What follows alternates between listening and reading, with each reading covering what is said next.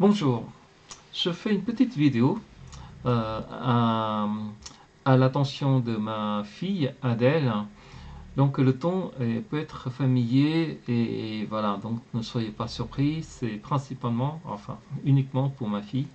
Et si mais vous pouvez me regarder, il n'y a pas de problème, il n'y a pas de secret. Voilà, bonjour ma puce, je te fais cette vidéo pour te montrer une application que j'ai développée. J'ai déployé sous Streamlit. Donc c'est un service cloud, à peu près comme Vercel que tu utilises. Mais celui-là, il est orienté Python. Voilà. Euh, et alors, en quoi consiste cette application? Cette application consiste à utiliser une intelligence artificielle, en l'occurrence ici c'est Gemini de Google, et, mais il faut dresser l'intelligence pour qu'elle soit l'intelligence artificielle, pardon, pour qu'elle soit focalisée sur tes documents personnels. Alors pour ce test, j'ai téléchargé un document sur la finance, bien sûr, parce que tu as fait des études en finance et maintenant tu es dans la profession. Donc j'ai téléchargé un document sur la finance, je vais te montrer. Il s'agit d'un document pour la finance en Suisse. Voilà, un document de 6 pages. J'ai récupéré sur le site Fimna, Fimma, pardon, Fimma. Et voilà, sur la, sur le droit en termes en termes de gestion financière. Voilà, ça c'est un document réglementaire. C'est un peu, euh, c'est un peu long à lire, mais peut-être aussi, peut-être long, je ne l'ai pas lu, hein, à interpréter aussi. C'est comme c'est un texte réglementaire, c'est un peu comme dit droit, d'accord? Mais on va s'appuyer sur l'intelligence artificielle, en l'occurrence Gemini, pour faire la conversation, pour clarifier certaines interprétations.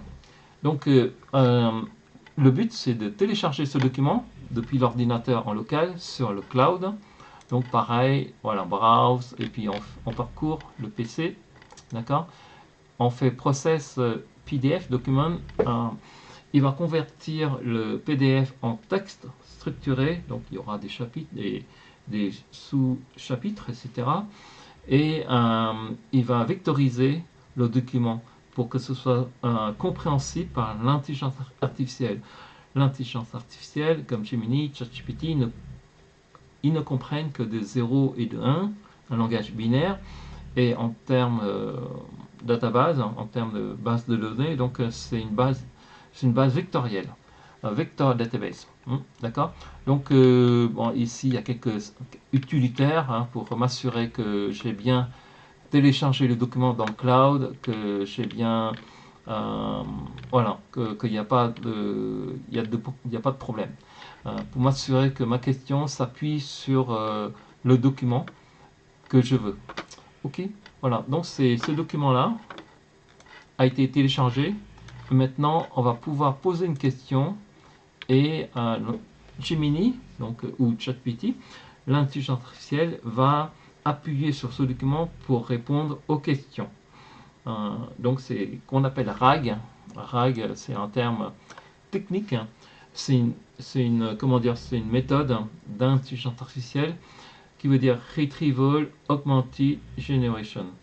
Donc on va augmenter l'intelligence artificielle pour qu'il génère des réponses contextuelles.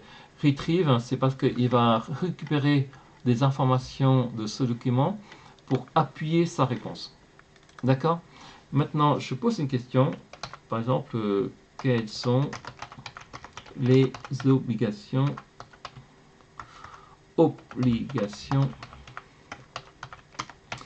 du prestataire financier? Bon, ça prend un certain temps. Il collecte la réponse dans le prompt. Ensuite, il va chercher quelles sont les sections du document qui qui donne la réponse, qui sont similaires, d'accord, qui a des similarités. Euh, et, euh, et ensuite, il envoie à Gemini et Gemini vient de répondre. Bon, je ne vais pas tout lire, d'accord. Voilà. Donc, je lui ai donné un rôle qu'il a, c'est il est professeur d'université en finance internationale. Et il m'a donné cette réponse. Alors, je ne vais pas vérifier, hein, je ne suis pas consultant en finance, donc je ne peux pas vérifier s'il a raison ou pas, mais on peut lui faire confiance. Et surtout, c'est parce qu'il s'appuie sur ces références-là. Alors, c'est chunk, en anglais, c'est-à-dire découper, parce qu'il a découpé donc ce document-là, en sections, en petites sections. Pourquoi? Parce que c'est des sections qui donnent le contexte à la question. D'accord? Et grâce au contexte, grâce à la question, et surtout grâce à la puissance de LLM, Large Language Model, qu'on a une réponse qui, qui est conforme au document qu'on aura soumis dans le moteur LLM. Voilà, c'est tout que je vais faire. Je te donnerai le lien. Je te donnerai aussi, c'est protégé contre un mot de passe, le mot de passe. Et puis tu pourras tester avec d'autres documents. Donc c'est l'utilisation très simple. Browse pour sélectionner un document, d'accord. Cliquez ici, c'est Process. Il va processer, donc il va analyser les lexèmes, les tokens, c'est-à-dire les mots grosso modo. Ensuite, il va vectoriser tout ce document. Donc, il va transformer les textes en vecteurs binaires et ça fait une database, une base de données. Ensuite, quand tu vas lancer une question, il va interroger, c'est pour ça qu'il y a R ici, il va retriever, il va récupérer les données qui sont appropriées pour répondre à ta question. Et les parties, les sections qui sont appropriées, qui sont pertinentes pour la réponse, sont données là. C'est des sections. Chunk. C'est des sections. Voilà, c'est tout. Bon, ben, j'espère que tu t'amuses bien. Et puis, en tout cas, je m'amuse bien. Voilà. Salut!